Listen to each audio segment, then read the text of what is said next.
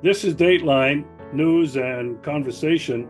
We're coming to you from Yalta.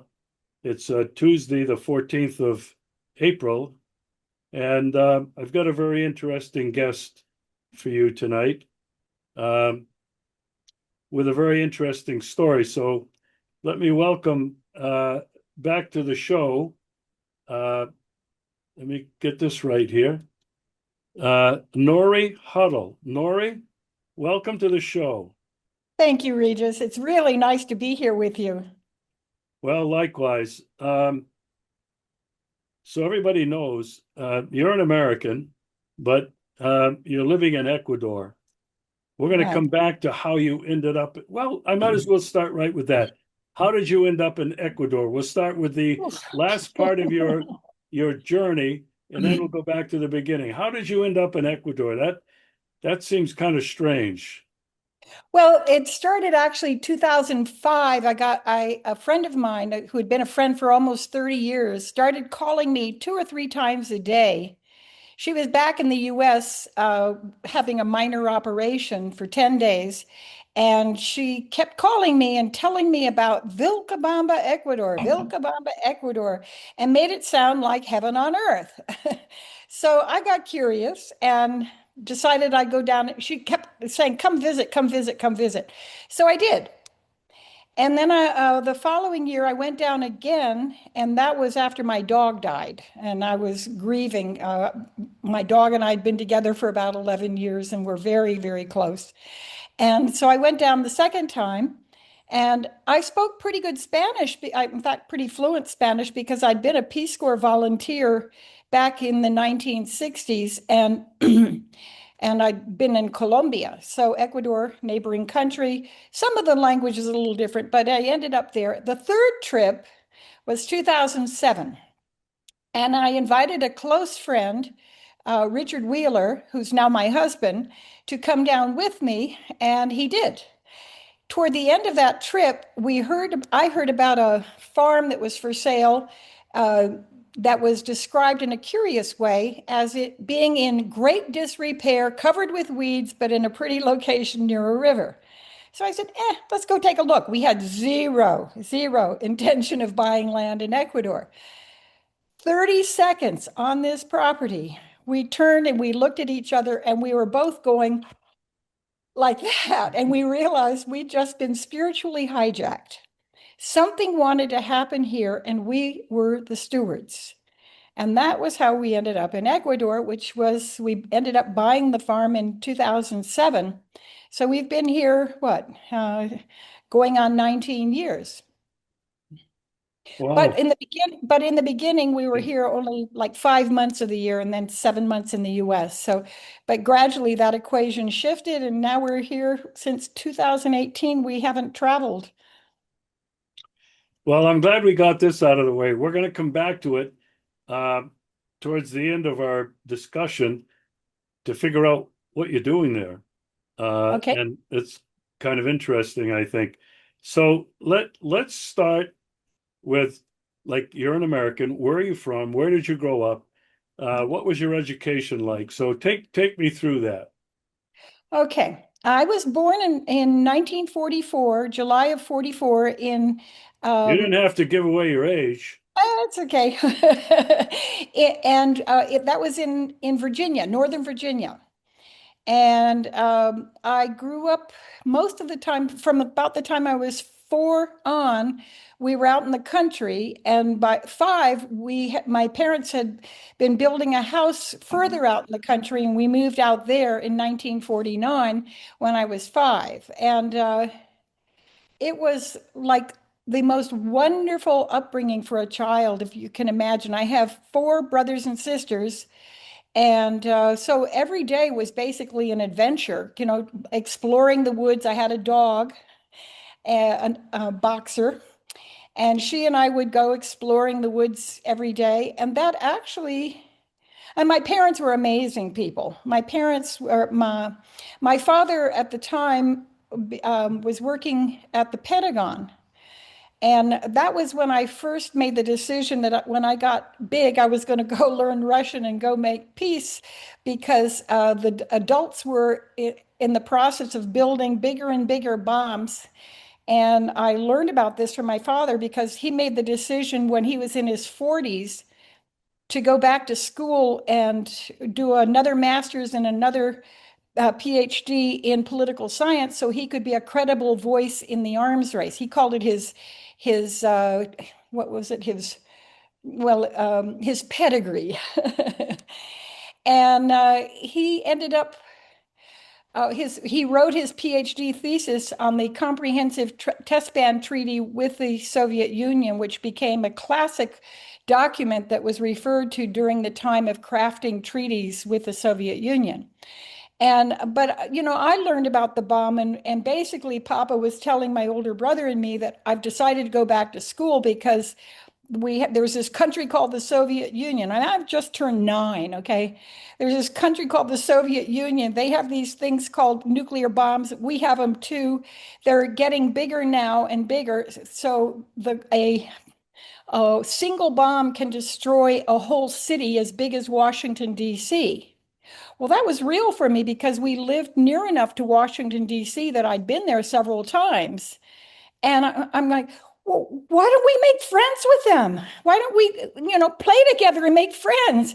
And Papa said, well, we've tried that, honey. They have one way of thinking and we have another way of thinking. It hasn't worked. And at that point, I made an assessment that the adults were stupid and they were very hypocritical because they were telling us children to get along. And here they are not getting along with these things called nuclear bombs. And I might not get to grow up to be an adult if they drop these things. And at that point, my life changed. I made the decision that moment that someday I was going to go learn Russian and go help make peace.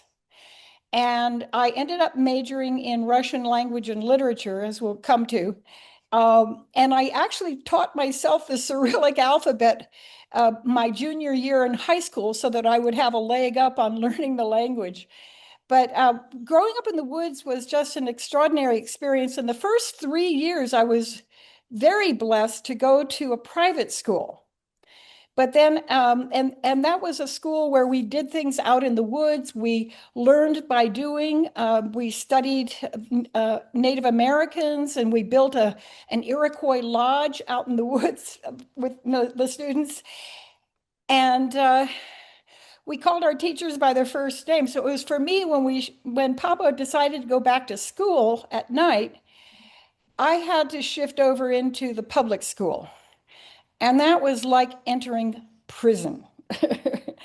It was awful. And I have a lot of stories about that because I think a lot of people sort of turned off their minds, their deeper minds when they were in public schools because it was so much idiocy. So that's about growing up there. And then, Well, we can talk a little bit about education. I couldn't agree with you more. Uh, Unfortunately, my experience in the educational system, and I didn't go to public schools. I went to Catholic schools, and then I ah, and then I was in the seminary. I wanted to be a priest, and I was studying with the Carmelite order. And growing up in Maine, they had a seminary in Hamilton, Massachusetts, which I attended from high school. And then I went to college. The Carmelites had a college in Niagara Falls.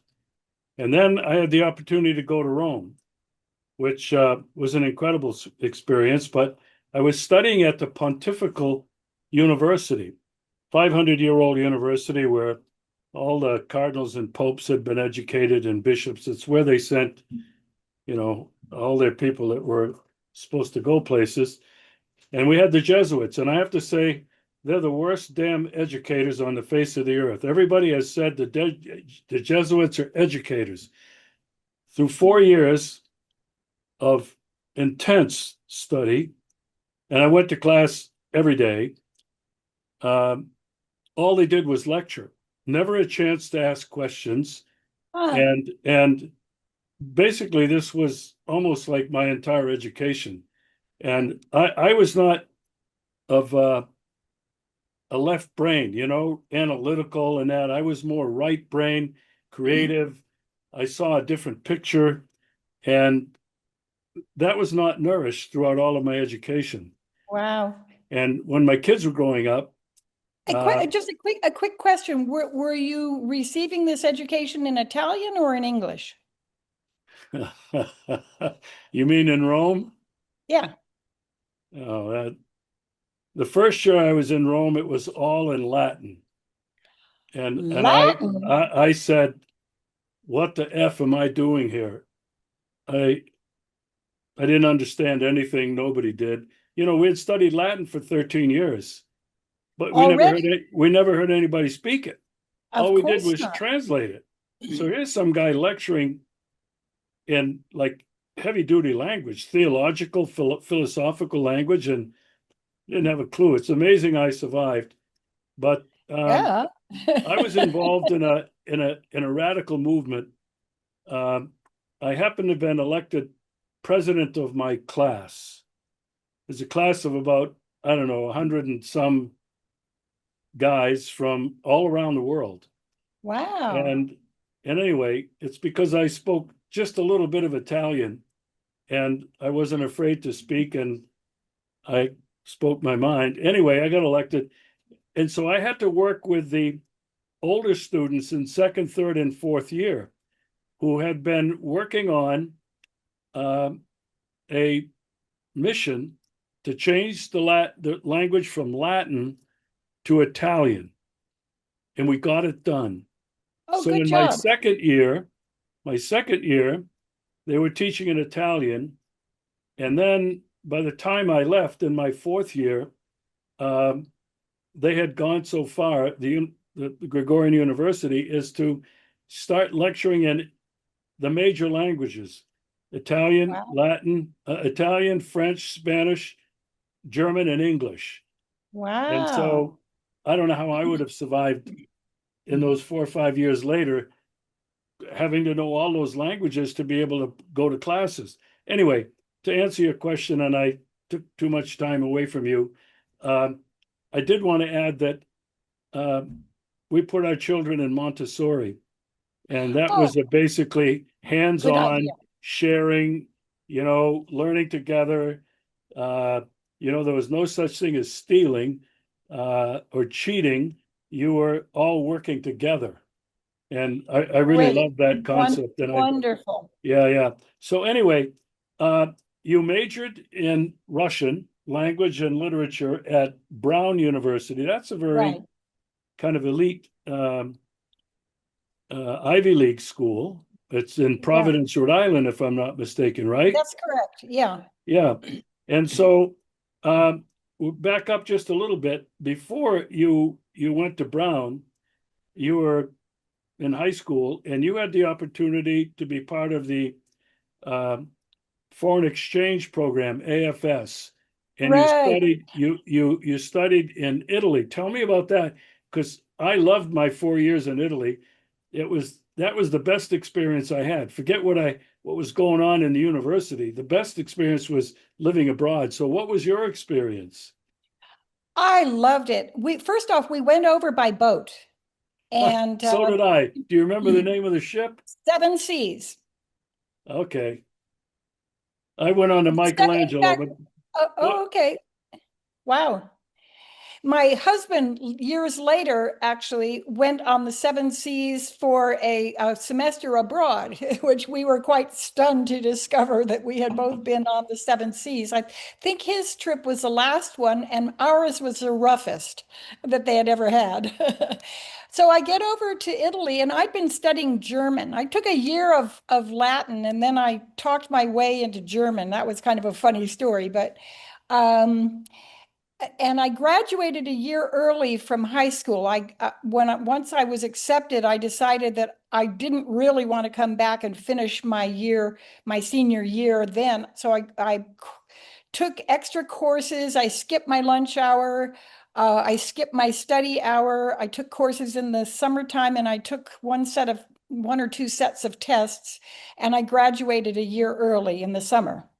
right before I left. And when I got to Italy, I was staying with a family that was in Rimini on the Adriatic Sea coast, and it was a it was a wonderful family. And there were four. I had four brothers and sisters there, as I did at home.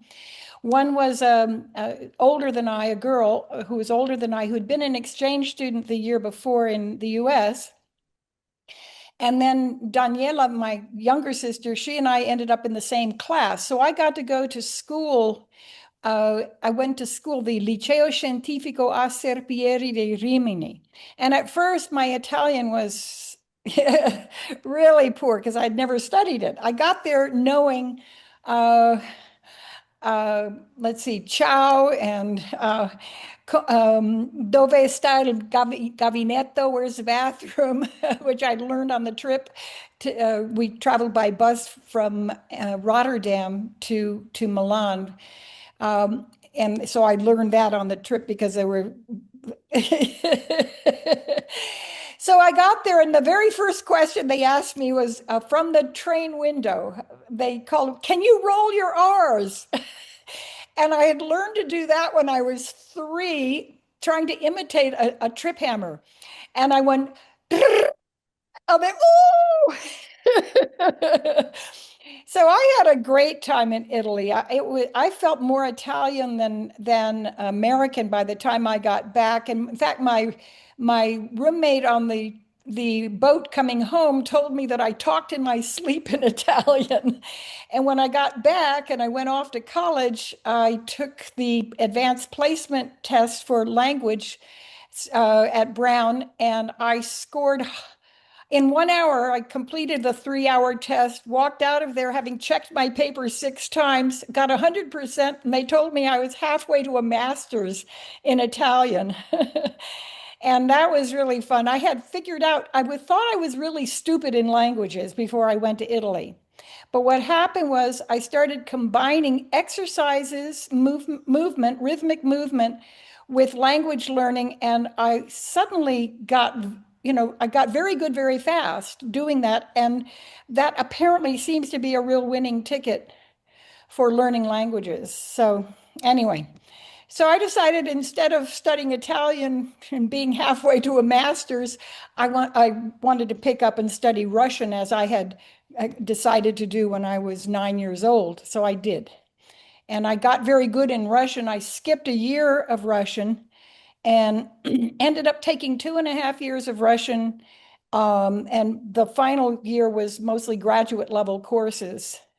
So I just used what I had learned from learning Italian for the Russian, and lots of exercises and walking while I did, repetition of verbs and so forth and so on.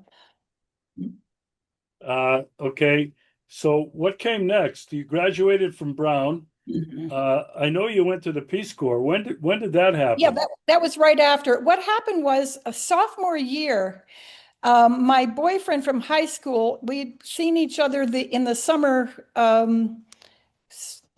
after my freshman year down in Washington, where I did some work at the Pentagon thanks to my father, connections through my father. And he was working with the Air Force because his father was in the Air Force.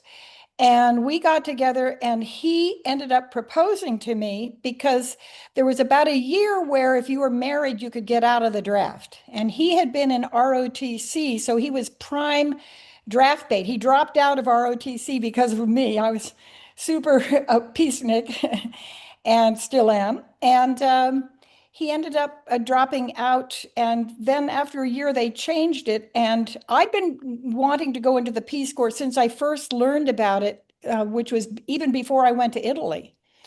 And my father had shown me the announcement from the steps of the University of Maryland that Kennedy made announcing the Peace Corps, the formation of the Peace Corps. And so I got the Porvenir magazine, which was a Peace Corps newsletter, I guess it would be, sent every month to me, and ended up, I wanted to go in the Peace Corps. My ex-husband didn't. But then when they stated that the government decided that if you were in the Peace Corps, you could get a deferment, then suddenly he was interested. Well, it was really where our marriage dissolved because I realized we had getting married to help someone get out of the draft had, like for a young person like me, it seemed like the absolutely the right thing to do, but it was not a great way to pick a mate. And he ended up not really having much interest in the kinds of activities of the Peace Corps, the values of the Peace Corps. And so we ended up getting a divorce on the way back from Peace Corps. But I had an amazing time. I worked very hard. I was told by one of the people who interviewed us at the end that I was what they called a super volunteer. And I worked with women because I saw that women were the ones who made most of the decisions and impacted the children's lives. I also got trained in Peace Corps training in the systems approach that I've used ever since that has an amazing history. Maybe we can go into that a little Yeah, later. I want to go into that right now because what you learned and what you experienced really changed your life. So let's just take us there right now. Okay, well, the very first thing I remember was that when we arrived at Peace Corps training, the first night at dinner, they told us that we were going to go somewhere that weekend. And this was like going to be 6 days or 5 days later. Okay. And so we needed to have our yellow cards, which were for getting back in the country. That was saying we'd been vaccinated or for, I think, I can't remember, yellow fever maybe. And I can't remember. It was only 2 or 3 vaccines at that point. And that we needed to have our passport and we didn't know what else. So, well, being a freshly minted Ivy League student, I took the stack of papers. It was about 3 inches high, and I read through everything, single thing in that stack, and I came across a map of Baja California. And I went, aha, this is a clue. Maybe they're going to drop us off in Baja California. Well, why would they do that? Maybe it's to show us how stupid we are. They're going to ask us a bunch of questions about what we observed down there and going to show us how stupid we are. So I picked out which of the trainers was the one who was the most hungry for approval and sort of the outlier of the trainers. And 3 of us, plus me, went over to his room, and we walked in and said, "Hi, how's it going?" And "Hey, so we're going to Baja California this weekend." And he goes, "Yeah." And then he goes, "Oh, I didn't say that. You didn't hear that from me." And I said, "That's okay. No, we didn't hear that from you. Just thank you." So anyway, that was sort of a little tricky, but it was useful information because then could figure out why they were doing this. Well, the reason was they were about to teach us when we came back this amazing methodology that had been developed in Vietnam by our Peace Corps trainers, who are a group of applied anthropologists at Michigan State. And they had developed it in Vietnam between 1957 and 1960. So, and when they came back and started 3 years later, and the methodology was the purpose of the methodology was to understand how things work and how to make effective interventions. And wow, this is so cool, because I really like understanding how things work and how you can be effective in engaging with whatever's going on. So what they did, what happened to them was they started teaching this starting in 1960 at Michigan State, which is where they were from, and this had been a contract with the CIA that had sent them to Vietnam. And at the time, the CIA was considered the good guys because they had helped with the OSS, a precursor. They had helped win World War II, and they were helping to win the war with Korea, South Korea, North Korea, excuse me. And so at the time, they were still considered the good guys. And it wasn't until Vietnam, the Vietnam War, when all of a sudden in 19 late in the year that they were doing the first master's program teaching this methodology, all of a sudden it started coming out in the US press and in the international press that the CIA was running covert operations in Vietnam and Southeast Asia and were assassinating key people. And they looked at the list of who had been killed, and they looked at each other with their mouths open and said, "Oh my God, this is how they're using our beautiful methodology. We thought they were going to do this for something good with this." But indeed, they were using it to target how to break up. I learned this later because I happened to meet serendipitously someone who was one of the hired assassins. And they were basically doing, part of it was to break up a network of runners who were running the length of Vietnam to tracking the DC-3s that were carrying drugs from the Golden Triangle down to, I think it was Saigon. And and so they were breaking up this line of this information flow. So anyway, they were so pissed. These are my trainers in Peace Corps were so pissed at this. They ended up organizing the first demonstration against the Vietnam War in the United States, which I thought was pretty cool. Because by the time I entered Peace Corps, I had read every book in the Brown Library, all six of them, about Southeast Asia and Indochina and Vietnam. And I had read Making of a Quagmire by David Halberstam, which was an amazingly good book. And so anyway, I was very much against the war in Vietnam, and that was for me, I think, kind of like your Jeju Island experience. Was my turning point, was realizing that the United States was really not living up to its declared values as a nation.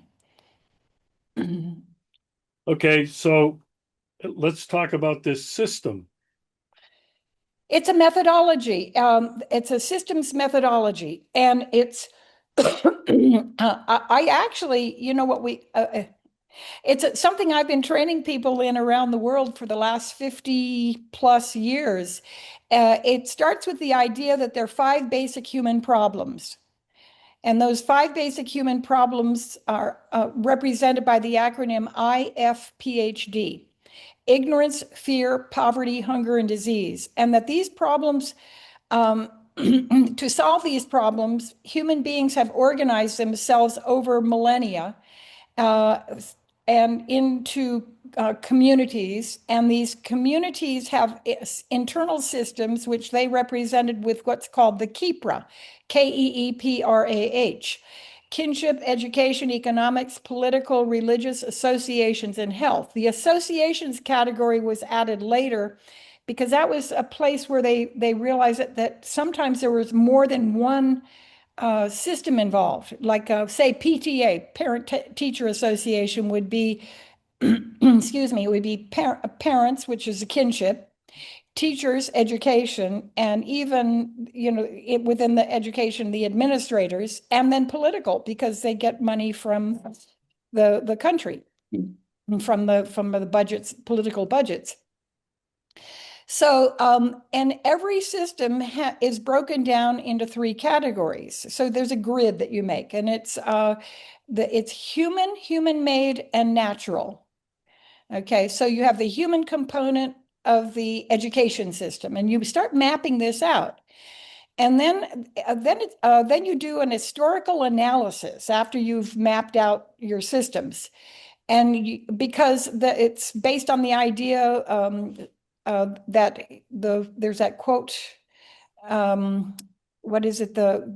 He who does not study history is condemned to repeat it. So you want to know what happened before you're trying to do your intervention. You want to know what happened before so you can avoid the tar pit.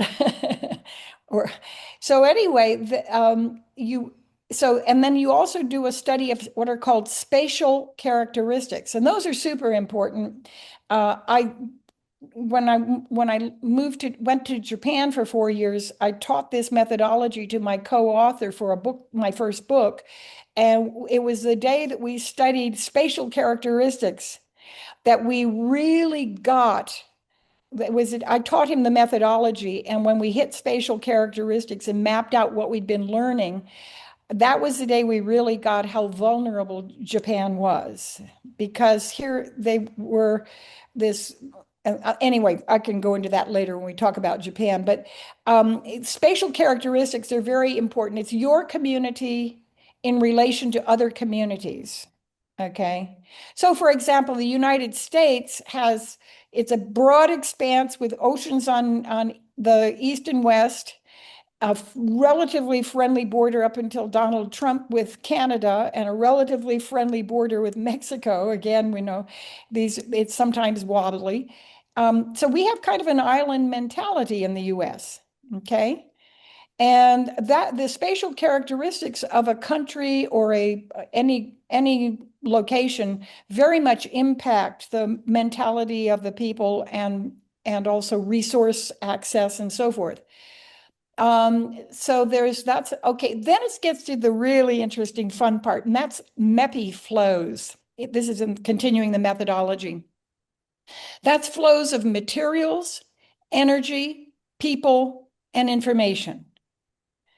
And that would be things like material flows. You can see that that's like goods coming in.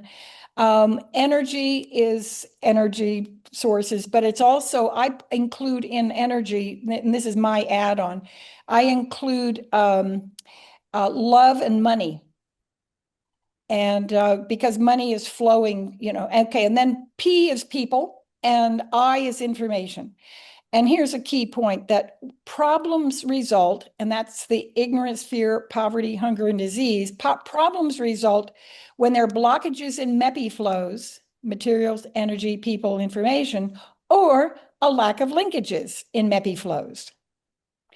And so then you get into how do you resolve those blockages, okay? Or how do you create linkages? And that's, I've modified that in my use of the methodology fairly early on because I realized theirs was IPA, images, plans, actions. And that is, we have images of reality. Then based on those images of reality, we make plans. And based on those plans, we carry out actions. And every step of the way, there's feedback. I added in conversations, images, conversations, plans, actions.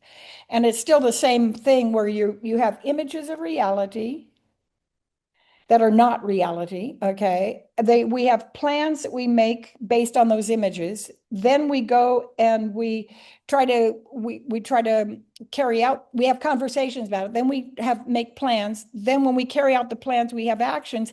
And at each step, there's a feedback loop. So there's an arrow going backwards also, that we're constantly revising our images because of conversations.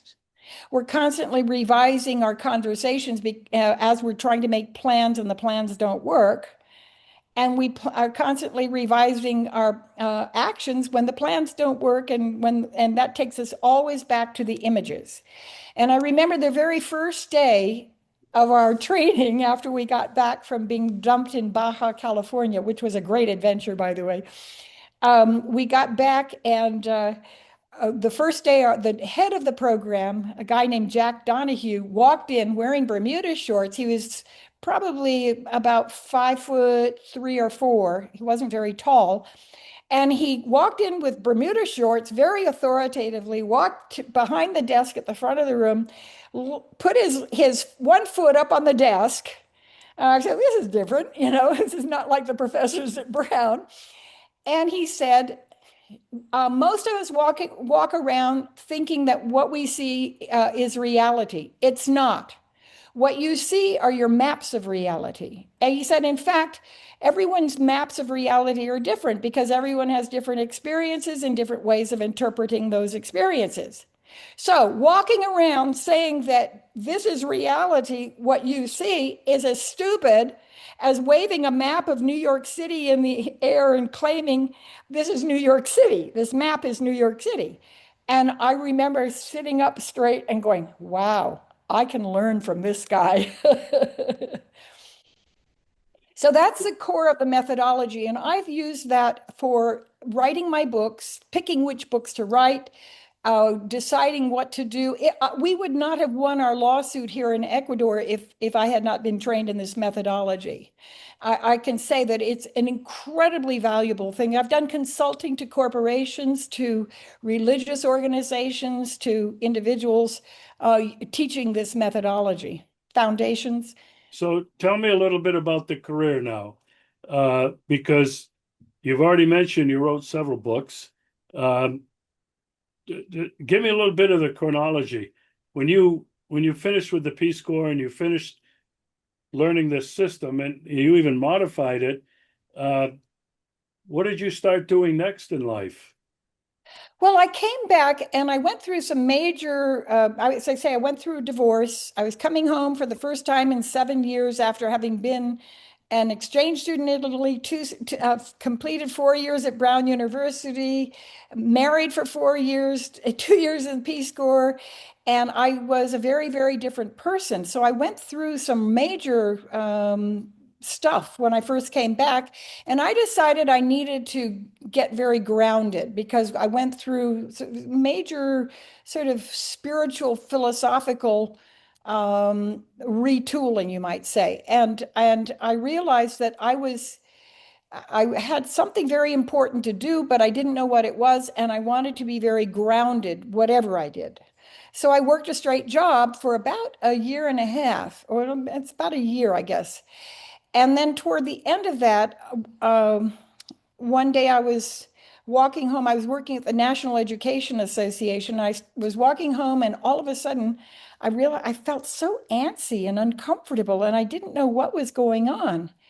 And so I got home and climbed up to my third floor apartment, threw myself at a big overstuffed chair in the living room, and I said, when infinite, I call it go infinite, where you open out and just connect with the infinite, the one.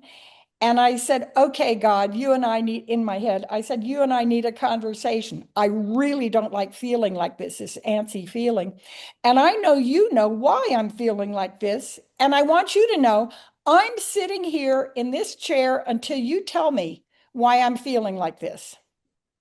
And it took about 10 minutes. And all of a sudden, I had that proverbial 20 tons of brick landing on my head. And I realized I was getting addicted to the steady paycheck. And that if I got addicted to the steady paycheck, I might forget who I am and what I came to this earth to do. So this is really key because at that point I said, I've got to quit my job. No, I've got to retire. I've got to retire and only do what makes absolute sense to me for the rest of my life. Very different career path. So anyway, then the voice of fear kicked in and said, but you'll starve. And I said, no, I won't starve. This is sort of the more rational voices assessing the situation. I won't starve. I've got skills that I can use. I type really fast. I speak a couple of languages. I'm really good at babysitting, and I can do a lot of things. And so the next day I walked into my boss and I said, I told him that I was retiring and giving 2 weeks notice. And he said, you're what? Because I looked about 15 at the time. And he said, you're what? And I said, well, I explained that I was getting addicted to the steady paycheck and I might forget who I am and what I came to this earth to do. And he almost cried. And I realized that he, like so many people I knew, had forgotten why he was here on this earth. And so it was quite emotional for him to hear that from me. So I ended up spending about a year and then was given this amazing opportunity to go to Japan. So that was how I ended up in Japan. I ended up there in 1971 in the summer. I retired in the fall of 1970 and went to Japan in the summer of 71. Okay, so briefly, what did you do in Japan? You spent 4 years there and you wrote a book. You started Uh, writing a book. Right. Well, I did write a book. What happened was I really wanted to go to China because I was studying I ended up studying Chinese for a year at Dartmouth as an auditing. And I really wanted to go to China. And this was before China had opened up. But I figured, hey, I'll go sit there on the steps and I'll look, talk to them in my very limited Chinese. 我不会说中国话，可是我很喜欢到中国去. And that they would let me in, of course, because I was kind of used to having things sort of work out in miraculous ways. But instead, when I got to Japan, I was so shocked by the pollution.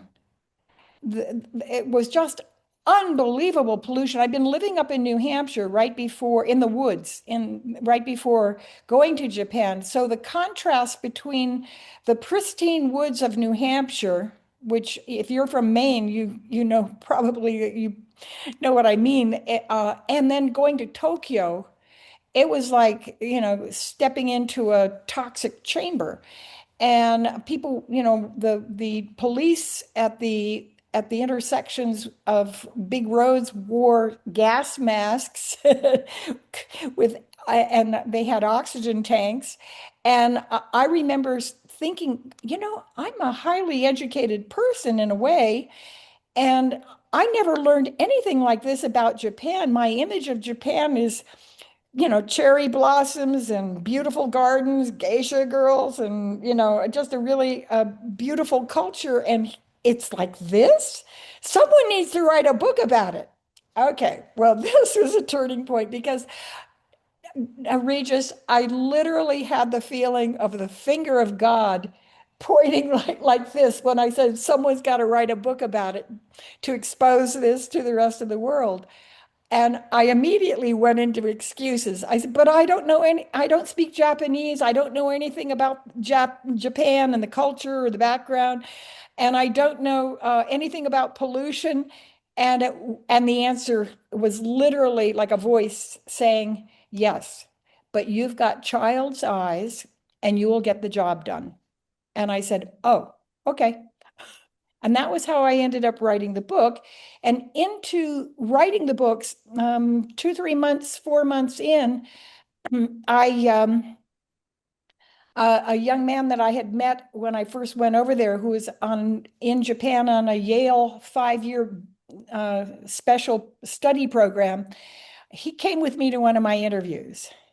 And he was super bored with what he was doing with this program because he was mainly working in a hospital and doing stuff. And I don't even know exactly what he was doing. I never went to his place of work, but we were standing by the elevator having interviewed the top sociologist in Japan, and she had just told us that this book was probably the only thing that would make the Japanese change, because being exposed to the outside world put pressure that nothing else really did that much.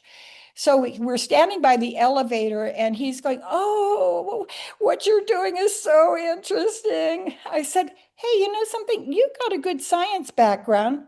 Why don't we collaborate and do the book together? Because, I think we'd make a great research team.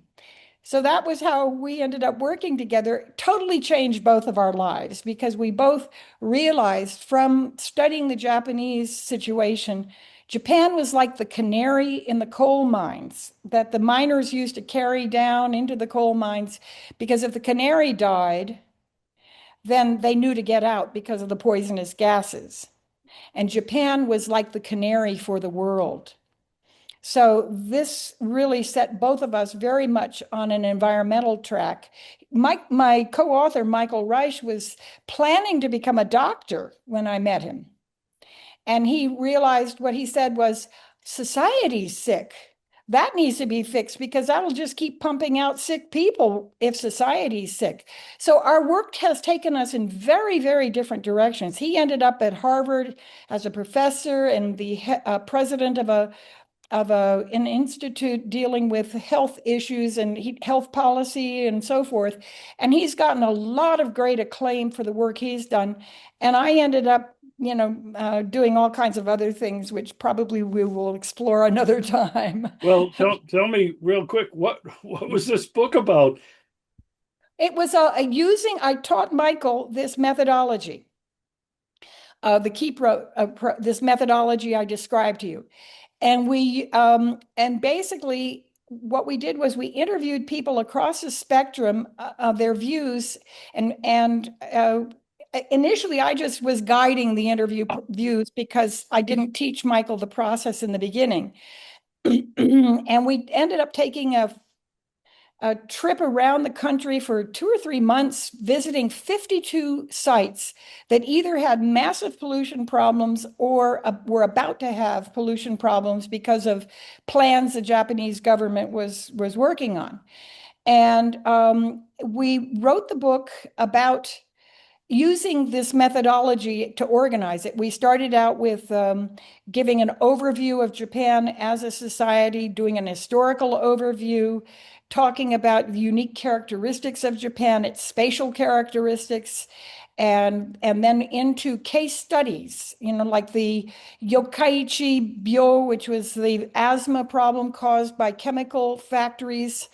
And then there were all what the Japanese were doing when they lost World War II. They figured that they had basically been the citadel of spirituality, and the US was the citadel of materialism. So they thought, well, the US won, that means materialism won over spirituality. We need to beat them at this game. So they began doing everything possible to build up their physical, economic well-being at the cost of everything else.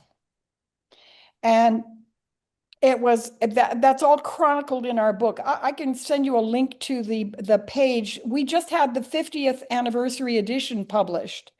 It became a bestseller both in Japan and in the US. It got republished in 1987, became a bestseller again. And then in Korea, it got published in 2000, which is interesting because the person who discovered the book at Princeton, as he was a visiting scholar, realized that what was happening in Korea was following a very similar pattern. And indeed, this is happening all over the world. So I went where Michael went into health policy and more bureaucratic analyses. I went into trying to find the key leverage points for transforming the whole system. And that's been, my work, the focus of my work ever since. Uh, we're coming up on, I think, almost 50 minutes, and I don't want to cut this short. So we're going to resume this just as soon as possible because I want to then get more into your career, where you went from that, Yeah, and how sure. you No, used this system to apply to so many other areas of society. And that's a very fascinating part of your story.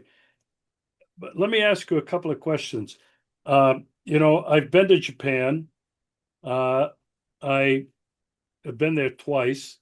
I uh-huh. spent I spent 2 weeks in Okinawa with people who were protesting the The construction base. of a huge base in the bay. It What was year just was that? when I was there, Yeah. was 20 around 2015, 2012, 2013, somewhere in Okay. there. Okay. And so the question I was going to ask you, because by that time I was strictly anti-colonialism, anti-America, anti-American bases. They're all over Okinawa. Okinawa is described as an American aircraft carrier, a base. Pretty much. They're Yeah. all over Japan. And I do know that part of the protest had to do with environmental concerns. And Absolutely. this is the case all over the world, wherever the United States is. It's the largest polluter of the environment anywhere, not just from dropping bombs and creating wars, but all of those bases pollute the environment. They have they have chemicals, and they have fuel that seeps down into the aquifers, into the land, and nothing's being done about it. So the question I had is, did you cover any of this in your book at that time?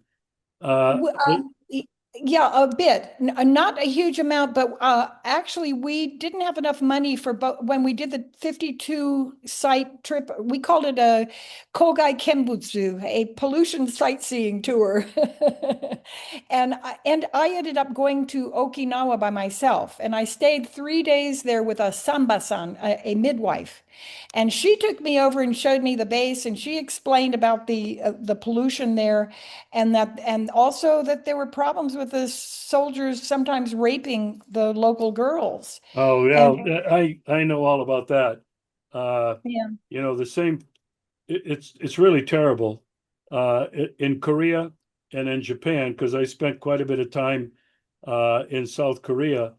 Uh, the the abuse of women uh, in both of those countries around American bases is horrendous, and it's tragic. it's tragic, and there's no justice.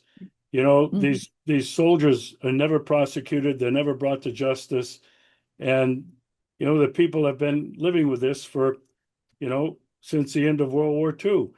Uh, anyway, I was just wondering if you'd had any exposure to the American bases and the pollution that they've caused. Yeah. What I'd like to do next time, Lori, and I'd like to schedule this in about a week. Uh, I'd like to go into uh, after Japan, because you've had an amazing career as an author of multiple books, a consultant. You mentioned that you'd consulted to governments and other organizations. You've been a public speaker, and so I want to learn all about that career of yours that that Desultory. that brought you to where you are today. So I do want to finish on Ecuador. What the heck are you doing in Ecuador? Okay, you bought this farm with your husband, who's now your husband. Um, are you like just squatting on the land? I mean, are you just enjoying retirement? Are you trying to escape from the insanity of the United States and most recently Donald Trump? What are you doing there? Do you want me to go into that now, or because this is a part of what I think probably you want to cover next? I can give you a cut to the chase answer, which is we came here not, as I said, with zero intention of buying land in Ecuador. It was just we were on a vacation, and I actually ended up helping a bunch of the artisans with buying their jewelry and taking it back and selling it at good, prices back in the States to help cover our airfare. But it was zero intention of buying land here. And then, so when we got spiritually hijacked, as I mentioned, it was like something wanted to happen here. It was palpable. We both felt it. And I'd say the first thing that happened that was, well, first off, the land in about a year, I was just talking with the land and asking what it wanted. And it said that it wanted to be called the Garden of Paradise. And I remember going, that's going to be hard to find a URL for that. And then I looked it up and it was available. Not the .com was expensive, but I got .info, .org, and .net and locked those in for 10 years immediately. They got lost recently because my webmaster disappeared on me. But I'm going to redo that with in another way. But the very first thing that happened that's really of significance Well, is that wait a minute, Nori. I want you to get into real detail about what you're doing there, because it's really amazing. But uh, just briefly, as a little preview of coming attractions, are you farmers?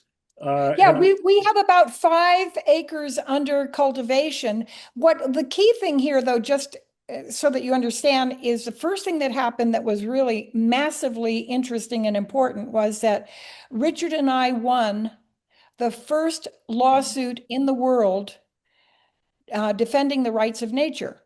It's the first successful lawsuit in the world. If you look up Rio Vilcabamba or Vilcabamba River, you will find Eleanor Gear Huddle and Richard Frederick Wheeler. In fact, just a few days ago, I got a call from a young woman in Sweden. She's American, but she's studying in Sweden, and she wanted to interview me about our lawsuit. So, we've had people visit us from all over the world because this lawsuit literally reverses 5,000 years of having the concept of nature as a basket of goodies for the taking. And so this is pretty interesting as a bookend to my early work 50 years ago, 55 years ago now in Japan, to then in 2011, March 30th, we became the first successful lawsuit defending the rights of nature in the world that reverses 5,000 years and is the first precedent in that process. okay, that's a good tantalizing account of sort of what you're doing there. Uh, Well, no, I'm doing a lot more than that now well, because I we know, but won. Yeah, this was just yeah. a little teaser, a little teaser. Oh, I'm continuing to do the good work. All right, And listen, will till the moment I drop my boots. I want to thank you. Thank you, This was Regis. quite an effort. We tried on 3 or 4 occasions, and No, it's two other occasions. This was third time lucky, I told you. this is that what it is? Yeah. So I'm really happy that we got this done. Thanks so much. We'll see you in about a Thank you, week. I'll send Regis. you an email and we'll schedule it. Wonderful. Sounds great. And thank you so much. It's been a pleasure hanging out with you like this. Oh, well, thank you. It's been a lot of fun. Okay, take care. Bye.